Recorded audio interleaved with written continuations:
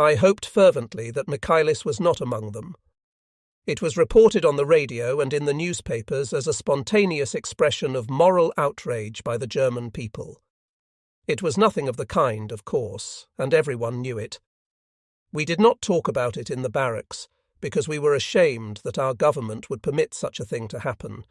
We did not want to admit it to ourselves, much less to each other, so we did not talk about it.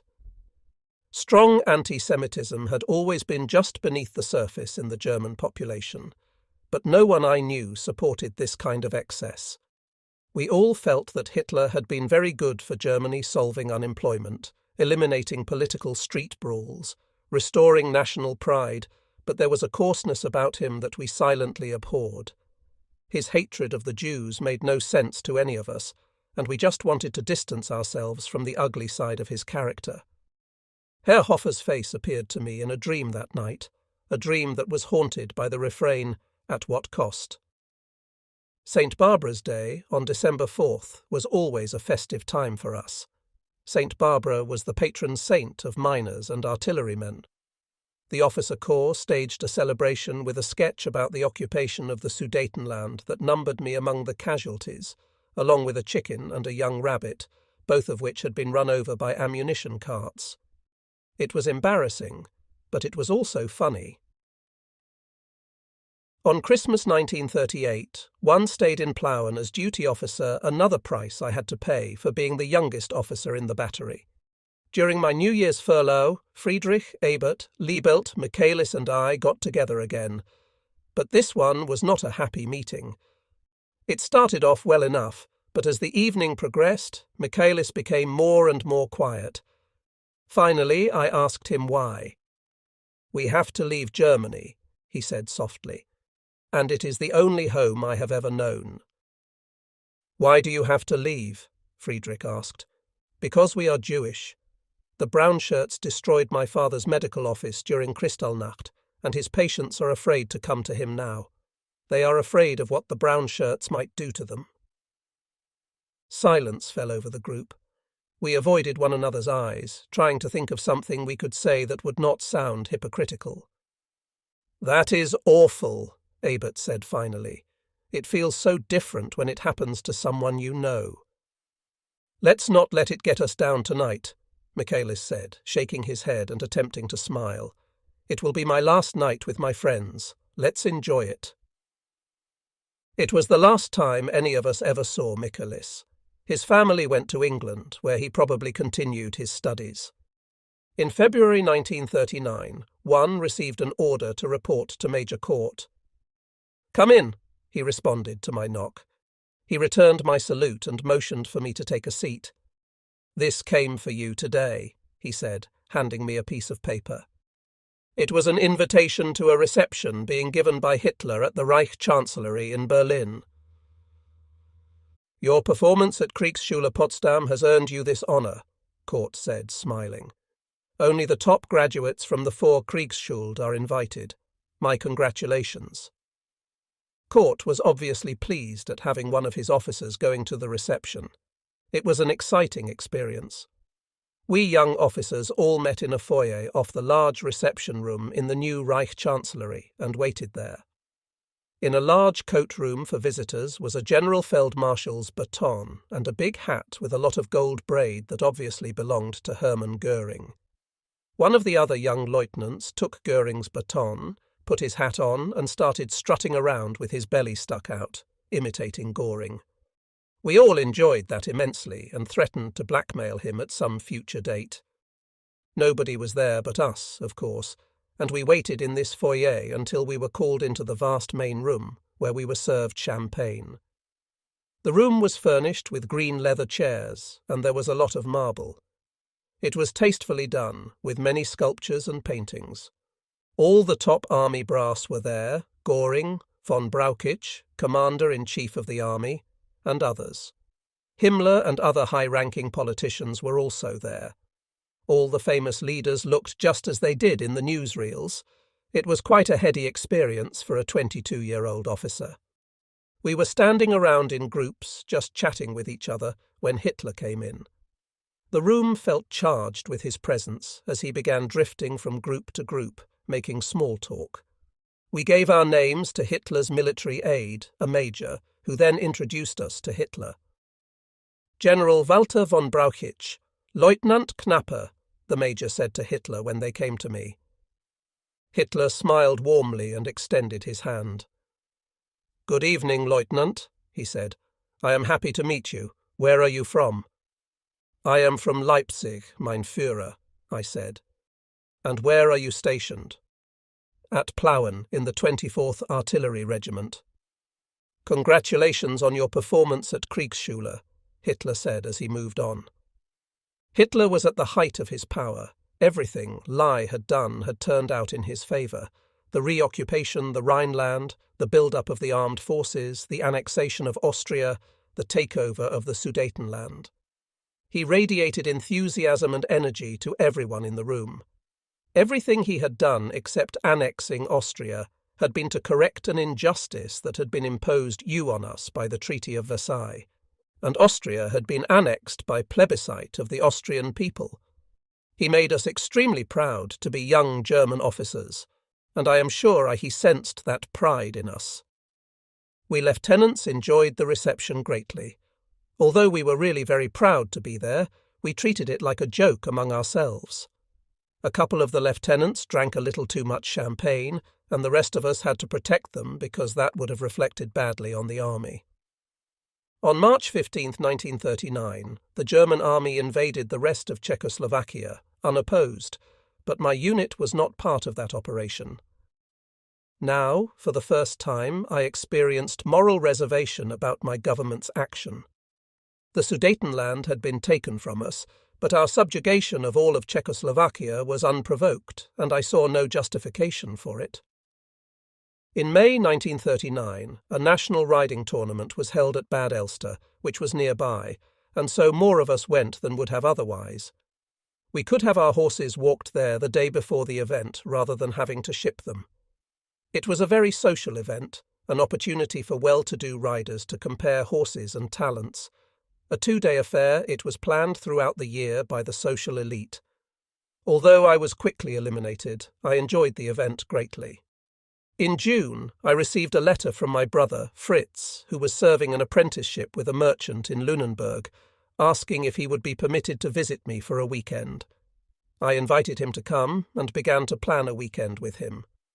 I checked out a 2-horse carriage, had my orderly drive it, and wore a dress uniform to meet him.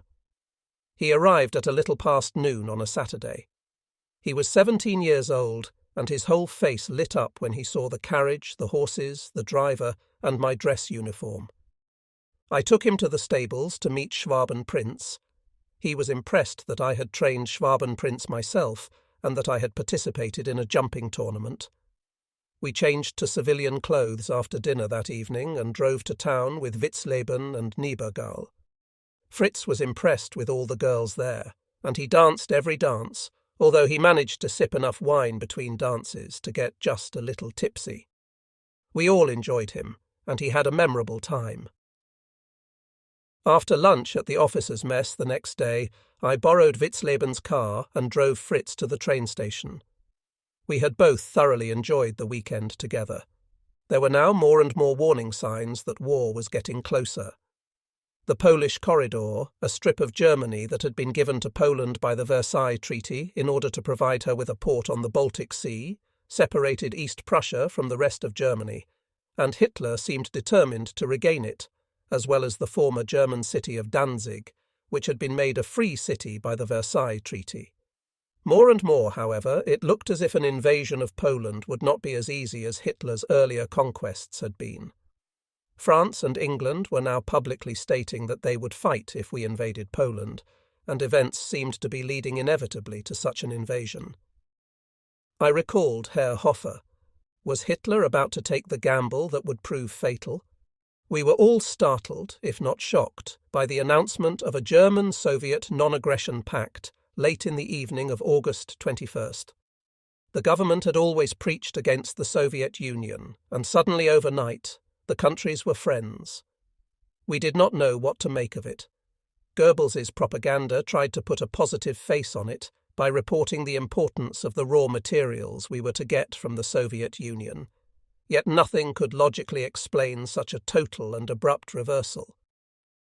We young officers were troubled by the strange behaviour of our government, but we felt that it was not our place to question such political decisions. On August 27, 1939, the government announced the rationing of food, soap, shoes, textiles, and coal. The German newspapers and radio were reporting extremely serious provocations by the Poles. They made it appear that Poland was about to attack Germany, and we had no reason to doubt what we were being told. It was getting very serious, and now we felt certain that war would come. We felt, however, that if it came, we could deal with it. We were highly trained and ready. I had grown accustomed to army life, and I enjoyed it. I was no longer thinking about studies or going to a university as I had right after gymnasium. I had decided to make the army my career. Then late in August 1939, we were placed on war alert. The American DC-3 cargo plane on which I was being taken to Moscow landed at Minsk for a brief layover after 3 hours of flight. The Russian passengers and crew left the airplane after posting a guard with a submachine gun to guard me. I sat on the rolls of carpet, and images of going through Minsk during our invasion of Russia in 1941 crowded my mind. If anyone had told me at that time that exactly 4 years later we would have lost the war to Russia, and I would be on my way to Moscow as a prisoner of war. By invading Russia in 1941, we had transformed her from a very poor and backward country to a world power. I sat lost in my thoughts as my guard and I waited for the Russian crew and passengers to return to the airplane. After an hour or so, the airplane took off again on the final leg of the flight to Moscow. As we flew through the sky over the endless Soviet Union, my thoughts returned to the beginning of the war in 1939. Reserves were called up in late August, and the Plauen garrison was placed on alert on August 28th. All furloughs were cancelled, and no one could leave his unit.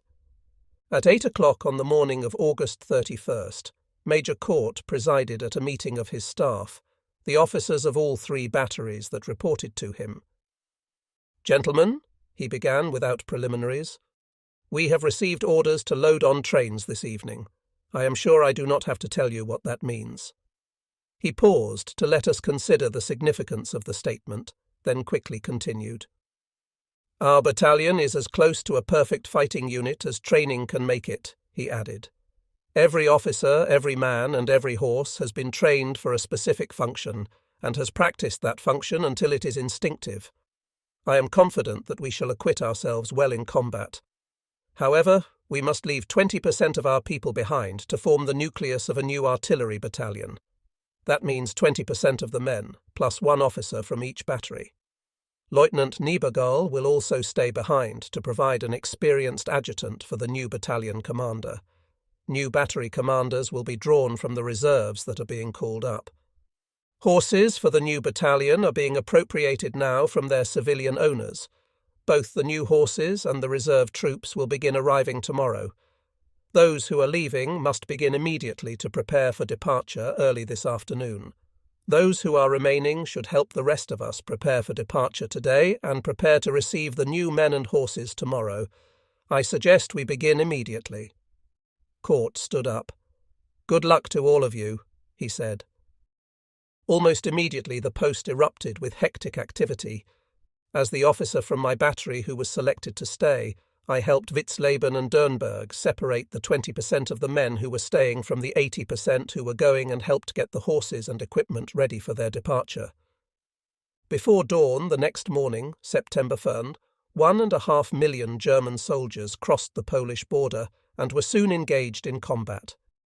Our new battalion and battery commanders arrived during the day. First to arrive was Major Rack, who was to replace Court as battalion commander.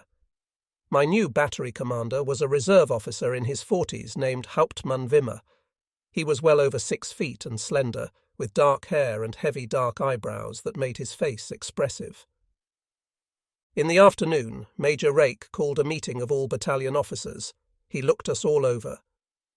"Gentlemen, we have exactly 3 days to get ready for a move," he said. We will move by train, pulling out at 7 a.m. on September 4th. I realise that you do not know each other, and this is going to be a difficult operation. I suggest that you get to know each other quickly. Lieutenant Rehberg was our new forward observation officer. He was just out of Kriegsschule Dresden. Hauptmann Wimmer called a meeting of Rehberg, me, and our new Hauptwachtmeister Schnabel that evening. Gentlemen, we are all new to each other, but we must become a smoothly working team very quickly, Wimmer began. He puffed on an elaborately carved ivory pipe with a curved stem of deer horn. Not only must we receive approximately 150 new men, but we must also receive an equal number of horses. The men are at least trained and need only to learn to work together as a battery. We will have to train the horses if we are given time to train them before we are in combat. A shiver ran over my body involuntarily at his statement. I had been practicing for combat for the past 3 years, but now that I was confronted with the prospect of facing it in a few days, the word combat almost seemed to take on a new meaning, a meaning with much greater intensity and urgency. But it also carried a sense of excitement, for I was young, and my nationalistic fervour was high. "Get a good night's rest, gentlemen," Wimmer concluded, smoke from his pipe curling past his face. "We have some hard days ahead of us." His dark, heavy eyebrows seemed to add solemnity to the words. The next morning, both horses and men began arriving.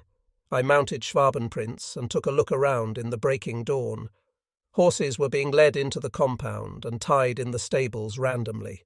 The clomping of metal horseshoes on cobblestone sounded everywhere. Schwabenprinz sensed the excitement, and I had to rein him in. Reserve troops, who were arriving in large numbers, were milling around and waiting for orders, their conversation creating an incoherent murmur in the early morning air. Lieutenant Niebergall was trying to establish order in the barracks area, ordering troops to assemble in the mess hall until they could be assigned to a barrack. Wimmer and Schnabel began to organise the arrival of men and horses. I began attempting to form gun crews of the arriving men, and Rehberg began identifying and cataloguing the arriving horses. We replaced all the men and horses that had been sent to Poland. The government even appropriated the horses we officers owned and paid us for them and the saddles they wore, although we were permitted to keep them. The purpose of this move was so that if a horse was killed in battle, the government would take the financial loss rather than the officer. I was very happy to be able to keep Schwabenprinz. I had trained him myself, and we had been through countless manoeuvres together, and it was a comfort to have my own familiar horse. Lammers, my orderly, was also staying, and I was equally glad that I would not have to adjust to a new one. The process of getting ready to move out in such a short time was hectic. I spent my time overseeing preparations for moving the guns, ammunition carts, ammunition wagons, field kitchen, blacksmith's forge wagon, and other equipment. Rehberg did the same for the horses. I was barely able to touch base occasionally with Wimmer, Rehberg, and Schnabel, who were all as busily engaged as I was. On September 3rd, the worst news came. Great Britain and France had declared war on Germany. It was indeed to be another great war. Herr Hofer had been right after all, and we would certainly not be able to deny that we had started this one. We had subjugated Czechoslovakia without provocation, and now we had invaded Poland, even though it was done to regain Danzig and the Polish corridor, which had been taken from us by the Treaty of Versailles. After checking out the horses and then the equipment that evening, Rehberg and I went to the officers' club to have a drink and relax before turning in. There we found Wimmer and Schnabel at a table, going over the plans for our departure the next morning. We joined them in reviewing the plans. After a while it dawned on me that no one had questioned, or even thought about, the presence of a Hauptwachtmeister in the officers' club, deeply engaged in conversation with the officers of his battery. This, I thought, portended well for the future. An army unit that worked together that closely should be a very good one, it seemed to me, and a Hauptwachtmeister who accepted that much responsibility on his own initiative was surely an outstanding one. The next morning, the entire infantry regiment was ready to move out by 6 a.m. The 3 battalions of infantry went first, on foot, to the train station. Trains were scheduled 1 hour apart, and each infantry battalion took up 10 cars in a train. Although 2 trains could take all 3 infantry battalions, each artillery battery required a separate train because of the horses and equipment. The infantry was scheduled to depart from the train station at 7 Chius, and trains were scheduled for the 3 artillery batteries at 8 Chius, 9 Chius, and 10 Chius. The trains and all other logistics had been planned and scheduled by the division's operations officer. We had only to arrive at the designated times, and the trains would be waiting. Since my battery was scheduled for the second train, we pulled out of the Plauen garrison for the railroad station at 7 Naum and arrived at the train station at 7:45. Predictably, loading the horses proved to be the biggest problem, because most of them were farm horses that had never seen a train and were frightened by all the noise and commotion. I helped Rehberg and his men with their loading. Some of the horses were so frightened that we had to blindfold them and have 2 men lock arms behind them and physically shove them into the railroad cars. Getting the horses loaded without injury was tedious work. We finally got everything and everybody aboard, and the train pulled out at 8:12 a.m. Our train had 24 cars, 15 for horses, 3 for troops, and 6 for guns, carts and wagons. Once the train was rolling, I was finally able to take a deep breath and try to review the frenzied activity of the last 2 days. The future quickly pushed the past out of my mind, however, and I found myself thinking about all the training we had to do once we arrived at our destination, which I now knew was our border with Luxembourg, if the French and British would give us time for it. The horses would have to be evaluated quickly. Having pulled ploughs and farm equipment hardly qualified them to become part of a 6-horse artillery team. Our human resources were also a concern. Having been on manoeuvres many times, I knew only too well how many things could go seriously wrong if a team did not function well as a unit. If we were attacked, however, I felt that the men were well trained and would be able to fight defensively. Arriving at the Mosel River near Koblenz at 6:01 p.m., we found unloading to be much easier than loading had been. Even frightened horses were easier to get out of a rail car than into one. We disembarked in the Mosel Valley at Cochem, at the foot of the Eifel Mountains. We would march the rest of the way by roads tomorrow after spending the night in tents. We tethered the horses after watering and feeding them, posted guards, pitched tents, and fed the men before turning in at approximately 10 p.m. We bedded down under the stars, to the musical gurgling of purling water in the nearby river, and to the chirping of crickets and the croaking of frogs. Here and there fireflies announced their presence in the darkness. The familiar sounds of the horses, the snorting and stomping and chomping, as well as the smell of them, made us feel at home as we drifted off to sleep in the night air. We were up at 5:30 the next morning. After our usual morning ritual when we were on the road, we pulled out at 7. Although the Eifel Mountains were not high, the roads were nonetheless all uphill with rough terrain, and the men walked instead of riding on the guns and carts. The mountains were pretty, but they could make manoeuvring difficult because at certain points the road was quite narrow. It would have normally been a 3-hour climb, but one of the lead ammunition carts broke a wheel after we had been on the move about 2 hours. I sent a messenger ahead to tell Hauptmann Wimmer we would all be delayed, since nothing else could get past the broken-down cart. Then I sent to the rear for the blacksmith, Obergefreiter Max Knecht. While Knecht and his assistant worked on the ammunition cart, I went to the field kitchen for a cup of tea to pass the time. Our cook was Unteroffizier Josef Bolt, who had heavy dark eyebrows that ran together to form one long eyebrow. We were on our way again in a little less than an hour. We continued our march uphill for another hour before being stopped again. I sent a messenger ahead to find out why, and learned that some trees had been felled across the road a couple of days earlier to block an invasion by the French and British. We waited the best part of another hour while the people ahead of us cleared away the barricade. We finally arrived at our destination around noon. We were about 5 kilometres east of the Luxembourg border, just northwest of Bleialf and Winterspelt, in a heavily wooded sector. A stream that we could use for washing and watering the horses ran nearby. Hauptmann Wimmer issued orders to set the guns into firing position, pointed toward the border, and to camouflage them. We ordered the horses taken back to Bleialf and telephone lines laid between the forward observation post and the gun positions. We had not been given any information about the big picture, how many divisions strong we were, or how many French and British divisions might be opposite us. Luxembourg and Belgium were between us and France, but we did not doubt that the French and British would march through those countries if they were to invade Germany, just as we had during the World War. That would be a sensible thing for them to do, because if they tried to come over the Rhine River, the Luftwaffe would be an added worry for them. They would be vulnerable crossing a wide river over which bridges would have been destroyed. They would be trapped in a bottleneck and become perfect targets from the air.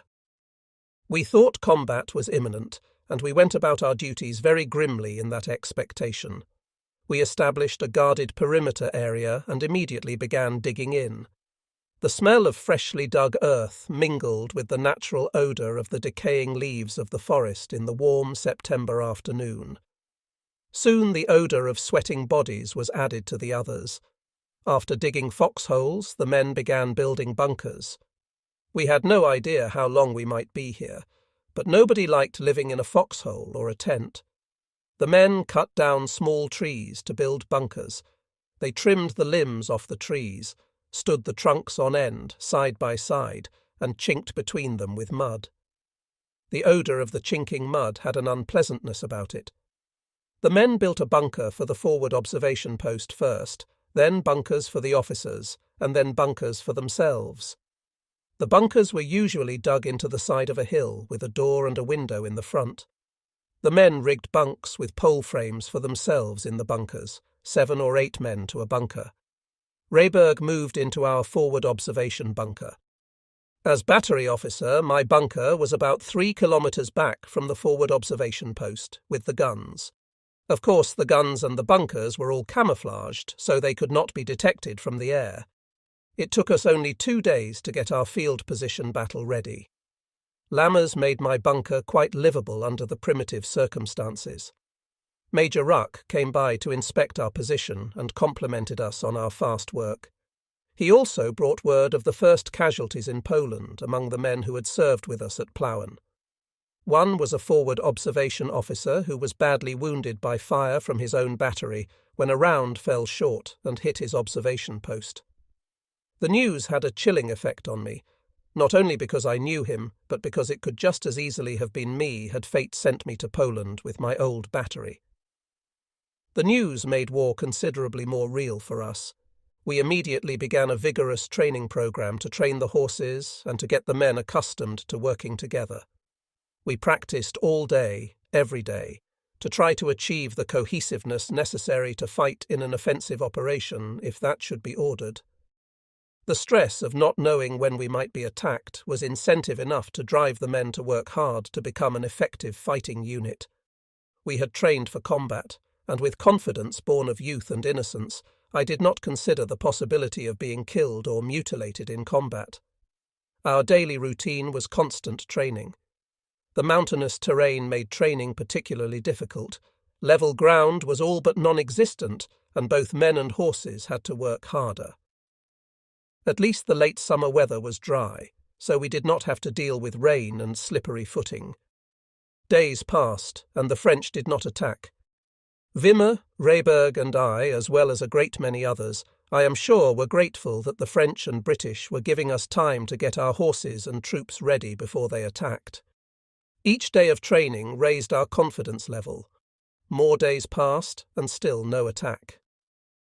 By the time that 2 weeks had passed, the troops were beginning to make jokes about it. Niebergall came by one evening and joined Wimmer, Rehberg and me for a drink. He gave us the latest news from Poland. Things were going great there. "They are calling it Blitzkrieg," he said. "The panzers break through and get behind enemy lines, where they begin to disrupt the enemy's communications and supply lines. The sight of 9 enemy tanks behind the lines also panics the enemy. It is apparently working perfectly in Poland." Niebergall was ecstatic about the success of the new strategy. "Good," Wimmer said. "Anything is better than the trench warfare we got bogged down in during the last war." On September 17th, Russia invaded Poland from the east. By then, the Polish army had all but been defeated by the German army, and the Russians encountered hardly any resistance. Apparently, this was a part of the price for our new relationship with the Soviet Union. It all seemed very cynical to me. My attitude toward my government was beginning to be a little less trusting. Our troops were now calling our present status guarding the border against the French and British Sitzkrieg, a term the gossiping supply wagon drivers carried from unit to unit. In other sectors, the French or German artillery would occasionally lob a shell across the border, but not even that much occurred where we were, because Belgium and Luxembourg had not fortified their borders since we were not at war with them. At the end of September, we received orders to pull back to villages a little farther from the border where we could be more comfortable, living in homes and barns instead of bunkers. Apparently, the Supreme Command of the army had decided that the French were not going to attack, even though they had declared war on us. My battery pulled back to the village of Eisenschmidt. It was arranged for our horses and troops to be housed on the Bismarck estate, which was just outside the village. Bismarck, the Iron Chancellor, had been Chancellor of the Second German Reich before the turn of the century. The estate had been inherited by Bismarck's grandson, but he had been drafted, and his wife and 2-year-old son were the only members of the Bismarck family remaining on the estate. Our officers stayed in homes in the village. Having the army quartered among them was a new experience for the villagers, but it was a poor area of Germany, and they were glad to have the extra money we brought into the region. Rationing was also imposing a hardship on the local population. I received a letter from Fritz and learned that he had been drafted. He was at Jena, just as I had been 3 years earlier, although he was in the infantry instead of the artillery. On October 6th, Polish resistance ended, and the war in Poland was considered to be over. Although France and Great Britain had declared war on us, they had made no effort to attack us, and we all happily assumed that the fighting was now over. Lieutenant Niebergall came by one evening with a very grave expression. "We have just learned that Dürnberg was killed in Poland," he said. He was up front with the infantry, directing the fire of his battery. Even though I knew the fighting was really happening, I still had not experienced battle, and I found it difficult to realize that Dürnberg was dead. The image of him and Frau Dürnberg at the dance in Plauen played through my mind all evening. The village of Eisenschmidt staged a street celebration to mark the end of the fighting in Poland. Our troops really enjoyed that, because the beer flowed freely, the band played late, and after weeks of nothing but rigorous training from morning until night, the men were ready to relax and have a good time. On our part, I think we may have subconsciously been celebrating the fact that we had not had to fight the French as much as an end to the fighting in Poland. Every time I began to enjoy the celebration, however, I would think about Dürnberg, and the celebration would seem inappropriate. The next day, Major Ryake and all the officers reporting to him received an invitation to the Bismarck estate for cocktails to celebrate the victory in Poland. The invitation was from the wife of Bismarck's grandson. It was an interesting experience. We were given a tour of the mansion, which even had a bowling alley in the basement. Frau von Bismarck was a beautiful and vivacious young lady in her middle 20s. An excellent hostess and a good conversationalist, she made us all feel at ease, even introducing her 2-year-old son to us individually. As time went by with no sign of an attack from France, we relaxed our training schedule slightly and gave the troops a little more free time. Even though we were technically at war with England and France, everyone assumed that the war was really over with the defeat of Poland. October and November passed without event, except that the winter weather was more severe than normal. We conducted winter exercises to keep the soldiers sharp and occupied. We practiced to become smoother and smoother at cooperating with the infantry and the other batteries. As Christmas neared, the decision was made to let the troops go home for a few days to celebrate the holidays. The High Command now apparently saw no threat of an attack from France. Half the troops were to get 5 days at Christmas, and the other half 5 days at New Year's, as usual. Niebergall drew Christmas leave, and I was chosen to fill in for him as battalion adjutant, an administrative assistant to the battalion commander. The adjutant had to interface with all the battery commanders, and therefore needed to be able to get along with people well. I had a surprise visitor during this period. Liebelt, my gymnasium classmate, showed up in my office one day in the uniform of an infantryman. "Liebelt," I almost shouted when I saw him. I jumped up and pumped his hand. "How good to see you." "I am assigned to one of your neighbouring units," he said, smiling broadly. "I hoped I would be able to find you." He and Ebert were still at university studying medicine, but every so often they were called to active duty as medics for a few weeks. Liebelt had recently been called up, but he was soon to return to his studies. "What do you hear from the others?" I asked him. "Friedrich was wounded in Poland," he said. "How serious is the wound?" "Quite serious," Liebelt responded sadly. "There is some question whether he will survive it." My heart sank, and Herr Hoffer's image flashed through my mind once more. On Christmas Eve, those of us in the battery who had not gone home got together in a large wooden building with long tables and benches.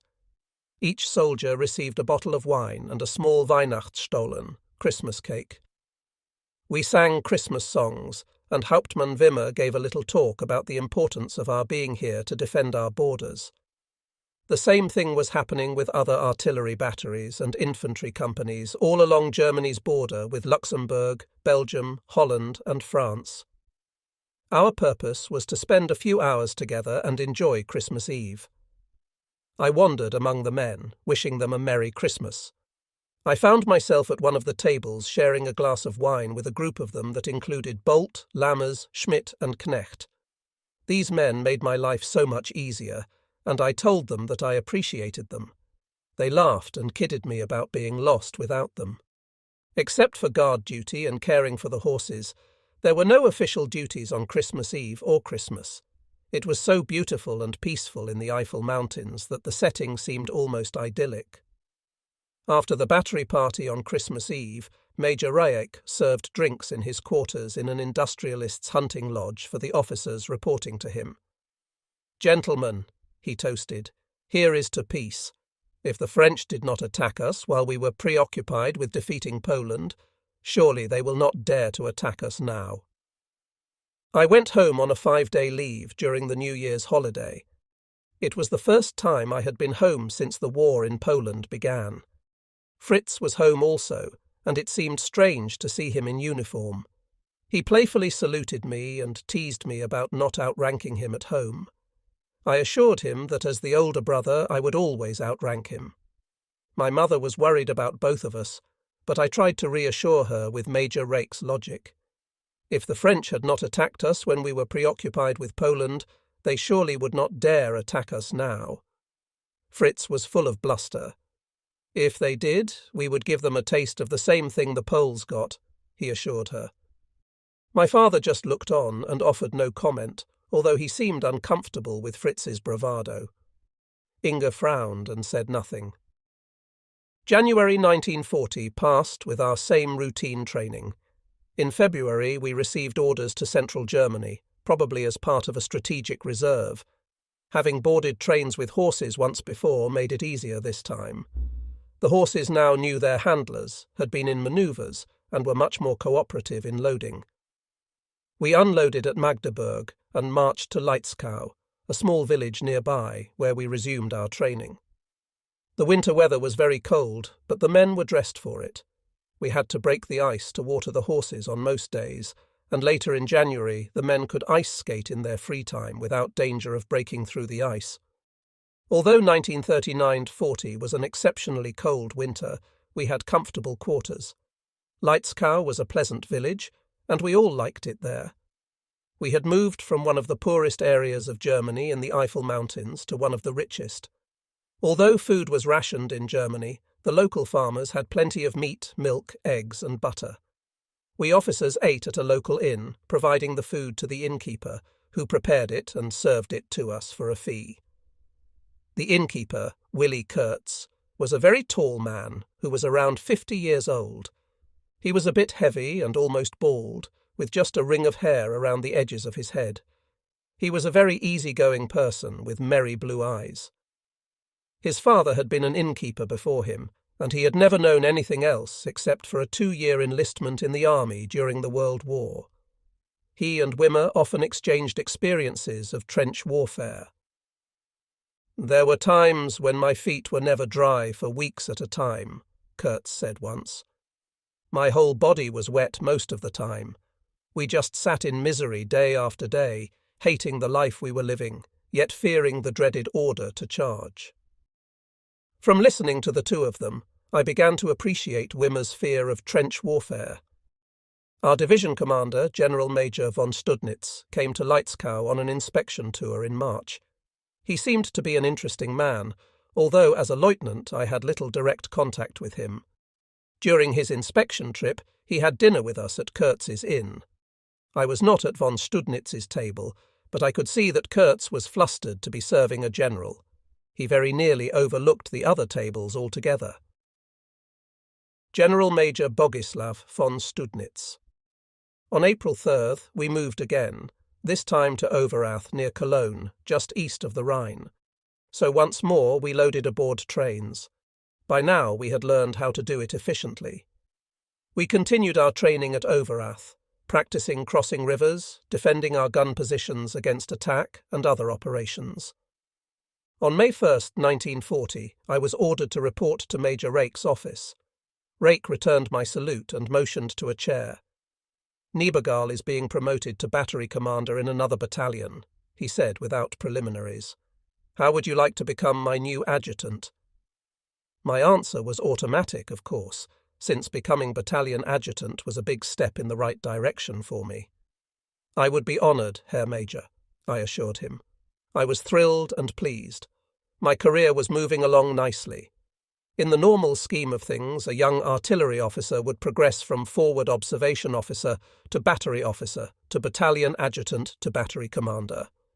The next step would then be adjutant to the regiment commander or the General Staff College for the really outstanding. As Major Rake's adjutant, I got to know him much better. He understood and admired blitzkrieg, as it had been practiced in Poland. Even though he was quite familiar with the trench warfare that Wimmer was so afraid of, Rake was able to see how blitzkrieg rendered it obsolete. I was favourably impressed with Rake and tried to model my own conduct after his. During this period, I won a pistol shooting competition that we put together at Overath. Early in May, very shortly after I became battalion adjutant, we started planning an equestrian tournament within our division. General Major von Studnitz was an avid horseman and very supportive of our plans. This was plainly going to be quite a tournament, except that it never happened. On the morning of May 10th, 1940, Germany invaded France instead. At my level, I had not been aware that the invasion of France was imminent. Our being moved to Overath, closer to our western border, did not arouse my suspicion because it was normal for us to move frequently. It was not good for troops to be too long in one place, because the soldiers would become complacent and would not take the training seriously. In a new place, we had new terrain and new situations that we could exploit during manoeuvres. In this case, however, our move was part of a large strategic plan, even though those of us below the level of division commander did not know it. Major Rake received orders during the evening of May 9th, 1940, to be ready to march at 8 o'clock the next morning. He called me into his office. "Be ready to issue an alert at 5 a.m., he said. "This is not an exercise. It is the real thing. We are invading France tomorrow. Prepare orders tonight to be issued in the morning. The Unteroffizier, who types the orders, is not to leave the office where he types them until the orders are issued at 5 a.m. "Jawohl, Herr Major," I responded. Although very surprised by this turn of events, I snapped into action. My job as Rake's adjutant was to make sure that all the details were worked out and that everything went according to plan. I was out on Schwabenprinz before the alert was issued, checking the batteries to make sure that the cooks had their fires going and the men were being roused out of bed. Everything had to be timed exactly because the trains were tightly scheduled. Since this was a full alert, we were to leave nothing behind. By the designated time, each battery was in position and ready to move out. We waited for orders from our division headquarters to move out, but we did not receive them that day. We just waited. Over the radio, we learned that Germany had invaded France. I spent the day talking to Major Rake and the battery commanders while we all waited for the orders that never came. We assumed that the sheer number of troops, tanks, mechanized artillery, and other units taking part in the invasion was so huge that we were just waiting our turn in the sequence of things. Major Rake was sure this would be another blitzkrieg operation, just like Poland. Wimmer was equally sure that we would get bogged down in trench warfare again, just as we had in the World War. Hauptmann Wittnauer, commander of 2nd Battery, and Hauptmann Wagner, commander of 3rd Battery, tended to agree with Rake. Since both were in their late 20s, neither had Wimmer's dread of trench warfare. It was a very long day, just sitting and waiting for orders to move out. Rake's office, as the nerve centre of our battalion, bustled with activity as the lieutenants from the various batteries checked with us periodically to learn the latest news. All the news we received was positive. Our troops were progressing nicely in Luxembourg, Belgium, and Holland.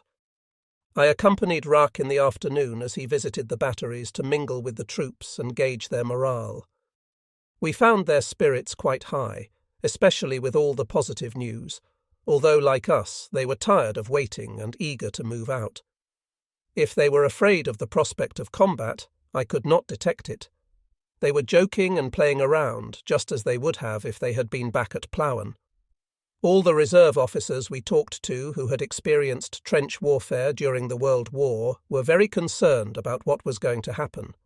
All the young officers, on the other hand, assumed that the invasion of France would be similar to the invasion of Poland. On the next morning, May 11th, 1940, we finally received orders to move. I felt a little frustrated once again at being horse-drawn artillery instead of mechanized artillery.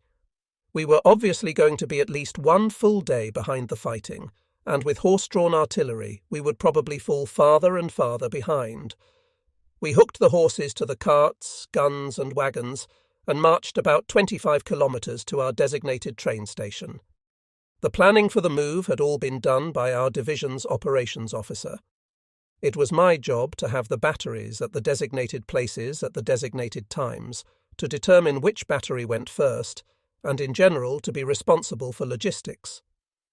Loading the train took about 45 minutes for each battery, since we had now done it enough times to become fairly efficient at it. We boarded the trains in a suburb of Cologne.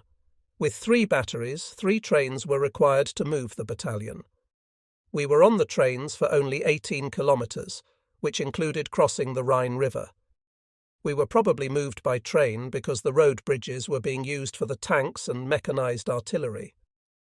We unloaded at Euskirchen, southwest of Cologne, where we hooked the horses to the equipment again and marched toward the Belgian border.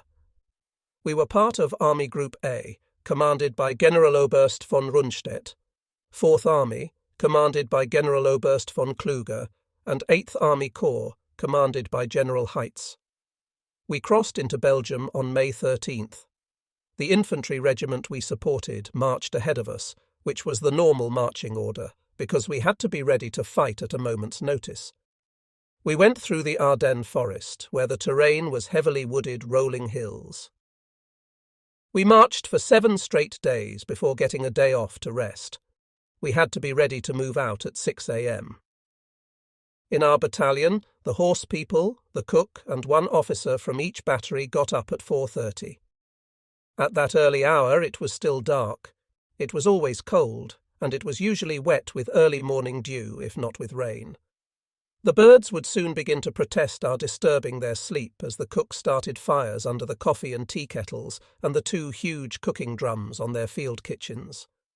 The cooks would put everything for a thick stew in the large drums and build fires under the drums before we left at 6 cow. The stew would continue to cook on the field kitchen wagon as we marched. The smell of the smoke from the cook's fires mingled with the odour of the earth's dampness. A hot cup of tea usually helped me fight off the chill of the early morning air. The men would begin to stir, their grunts and slow-motion movements bringing the area alive with activity as the dawn chased away the mystery of the night. The men would make their way to the field kitchens for coffee or tea, bread with butter and jam, and sometimes a can of liverwurst or an equivalent. Then the clanking of chains, the clunking of heavy wheels on rough terrain, and the creaking of leather harnesses would fill the early morning as the batteries moved into marching position. At 6 we would move out, and another day would begin. After 4 hours or so, we would stop for the main meal of the day. We always stopped where there was water for the horses, even if it was only a small creek. We would feed and water the horses and check them for saddle or harness sores and loose shoes before we ate. Since there was no enemy resistance, the field kitchens were set up and the cooks dispensed the hot meal that had been cooking as we marched. We had 45 minutes to eat. This was usually our only hot meal of the day, although the cooks might prepare a soup for the evening meal. They also served coffee and tea at breaks. After lunch, we would march until 5 or 6 p.m., or until we reached our objective for the day. Of course, weather would sometimes affect our pace. We averaged 40 kilometers per day, but it varied from 20 to 50 depending upon the weather and the terrain. Our division staff assigned our goal for each day, which was where we would spend the night. If possible, we tried to make it to a village, where water and quarters would be available. If we could not make it to a village, we slept on the ground or in tents. The first thing we did upon stopping was to post 10 to 15 sentries, more in villages and wooded areas, fewer in open areas, and arrange all the guns and vehicles so we could fight or move out immediately if that should prove necessary. We knew where the front was, so we positioned the guns against attack from that direction. The horses were watered and fed, and then the men were fed. Each battery commander would then gather most of his 185 men around him and explain what was happening at the front, where the enemy line was, and so on. It would be at least 7:30 by then, and the men would rest and talk for a while or write letters before turning in. Most of the officers had sleeping bags, and the soldiers had horse blankets. We would find the most comfortable place we could and just bed down. After 12 hours in the saddle, and then another hour checking to see that everything was in order, I never had any trouble falling asleep. When it rained, we tried to get into a house or a barn if we were in a village. If we were in the open, everyone had one part of a tent, which doubled as a raincoat, and 4 people could put their parts together to make a tent in which 4 people could sleep. Each battery commander always had a tent because he had to have a place that was secure against rain and wind where he could do his map work. Usually he shared his tent with one of his lieutenants. We could not hear the battles that were being fought ahead of us, because we were now 2 days behind the invasion force, but we could see the evidence left behind. As we marched, we saw the battlefields, the burned tanks, blown-up bridges, and dead livestock. Trees would be felled across our path every few hundred meters. Most had been cleared, but sometimes we would have to clear them away. Where bridges were blown, the engineer units had built pontoon bridges. At Bra, Belgium, we had to leave the first horse behind because of exhaustion. We had bivouacked in a park, and the next morning the horse simply could go no farther. His wind was broken. I wondered at the time whether Stabsveteriner Lutzow, our battalion veterinarian, was not as exhausted as the horse. He not only had to ride all day, but had to care for the horses who needed his attention at night. He was getting so little sleep at night that I often saw him sleeping on his horse as we marched during the day. Other candidates for exhaustion were the battery blacksmiths. Things were not bad for them in the beginning, but when we reached Beaumal, Belgium, we crossed the Orthe River on a pontoon bridge. On a steep bank on the far side of the river, one gun's wheel was damaged, and we had to wait while the battery's blacksmith fixed it. From then on, the equipment began to break down frequently, and we had many stops while the blacksmiths and their assistants fixed things. Bonsin, Belgium, was dusty and hot. South of the village of Hoo, we crossed the Maas River on a pontoon bridge. On May 17th, our division's reconnaissance battalion took 700 prisoners. On May 18th, we learned that Brussels had surrendered to us. At Oostermeroy, we bivouacked in a beautiful park on the estate of the Belgian king.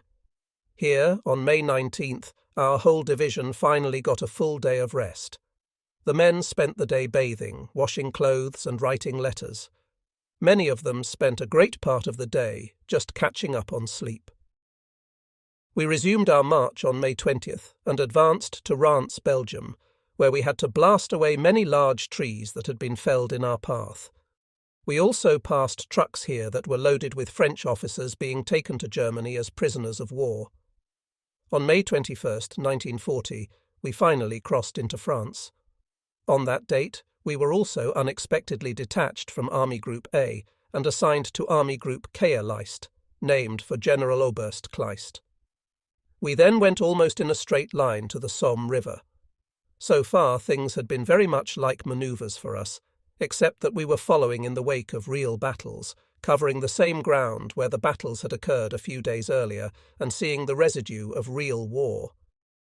We were familiar with the dust and the smells of burned powder and gasoline from manoeuvres, but this was our first exposure to the smell of death. Dead cattle and other livestock were everywhere, the victims of bullets, mortars, artillery shells, and bombs. Their bloating carcasses lay in the fields with their legs sticking up. I learned that the smell of rotting flesh, dust, burned powder, smoke, and gasoline was the smell of combat. This was my first exposure to it, but it was an odour that was to become all too familiar to me during the next 5 years. My first sight of a dead soldier was an unexpected shock. We had been trained to deliver death quickly and efficiently, and we knew that in war people get killed. But knowing it intellectually was entirely different from seeing and experiencing it.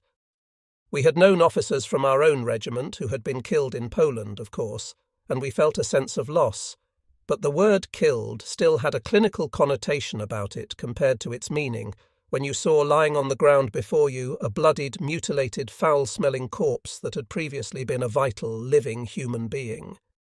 Now the former human being was just a gruesome, lifeless thing on the ground. The first dead soldiers I saw were French Moroccans. They had been killed in a cemetery, and they lay where they had fallen, their limbs in grotesque positions, their eyes and mouths open. The experience was impossible to forget. This was what we were doing to people, and what they were doing to us. It was devastating to realize that this was what we had to look forward to every day, day after day, until the war was over. From that moment on, death hovered near us wherever we went. We had been trained for combat, however, and we had to learn to accept the ever-present nearness of death. We marched from Englancourt to Guise, which had been virtually destroyed. Burned-out tanks littered the streets, and the road exiting the town was steep and narrow and congested with abandoned French vehicles. We crossed the Oise River at Proa, the Somme Canal at Morcourt, and then we bivouacked on a large farm at Omissi. Then to Moistin, and from there to Honencourt. Manoeuvres had not prepared us for the refugees and the empty houses. We did not go through big cities with our horses and cannons, but stayed to the countryside. The farms had been abandoned, and we often encountered the refugees from them. They had left their homes because they heard the sounds of battle coming toward them. Because they did not know what else to do, they had panicked and run away. It was sad to see them. Women, children, and old men with bicycles and horse-drawn carts loaded with whatever they could carry, going they knew not where. People jammed the roads with their carts and wagons loaded with whatever personal belongings they had hurriedly thrown together. Actually, a blitzkrieg attack was like a tornado that would pass quickly, and the best thing they could have done was to go into their cellars and wait for the battle to pass them by. We always told them to go back, that the battle had passed on and there was nothing left to fear, but they often seemed dazed and uncomprehending. I felt sorry that we had to do this to them. They were paying a terrible price because France had declared war on us. We were amazed at the speed of our breakthrough in Luxembourg, Belgium, Holland, and northern France. On May 25th, we approached the Somme River, where the French army had built fortified positions and was apparently determined to stop us. Our tanks had gone all the way to the coast of the English Channel at Dunkirk with their blitzkrieg operation, but the German army as a whole had progressed no farther than the Somme River. It was now massing there for a huge assault to break through the fortified French line and then move on to Paris. As we approached the Somme River, Racke, Wimmer, Wagner, Wittnauer and I went ahead, along with our regiment's infantry commanders, to look the area over. Our sector of the line had been assigned to us on the map by our division staff, but specific locations for infantry companies and artillery batteries could not be determined until the commanders could look over the terrain in person. Our infantry regiment commander, Oberst Haushofer, made specific assignments within our sector to each infantry battalion, and a battery of artillery supported each infantry battalion. The artillery battery commanders then found the best observation points and the best positions for the guns in their sectors. When we had made specific assignments for all units, we sent Wachtmeisters back to lead the units to their assigned emplacements. We had a good position on a high ridge on the north side of the river. Conveniently, a road ran along the ridge, above the river. Opposite us, across the river, the bank rose slightly, and we could see for 4 or 5 kilometres. The French had only their forwardmost positions in this exposed area, hidden among the trees at the intersections of some small creeks that fed the Somme. The small village of Proyart was there, fortified by trenches. Their main line of defence was 4 or 5 kilometres farther back in a series of hills that lay before the French village of Villers-Bretonneux. The fact that we were on high ground just above the river and their main line of defence was about 5 kilometres on the other side of the river would make it our job easier when it came time to attack. We knew we would not encounter determined resistance until we reached their main line of defence close to Villers-Bretonneux. The Somme River was about 100 metres wide where we were. Our men dug in and began to build bunkers. We did not know how long we would be here, but it was obviously going to be a major operation when we moved out, so we guessed it would be at least several days. Living conditions for the men were even more primitive than they had been in the Eifel Mountains, but they accommodated themselves as best they could. We set up our battalion headquarters in an abandoned country home just behind the ridge. As battalion adjutant, I was able to sleep in the house instead of in a bunker. It was here that we fired our first round of the war and experienced our first direct combat. In the afternoon of the day after our arrival, the French attacked us with a heavy artillery barrage. The sound of the exploding artillery shells was nerve-wracking at first, but I was surprised at how quickly I got used to it. The duel between their artillery and ours continued for what seemed an eternity, during which our world was filled with explosions, the smell of burned powder, trembling earth, and frenzied activity.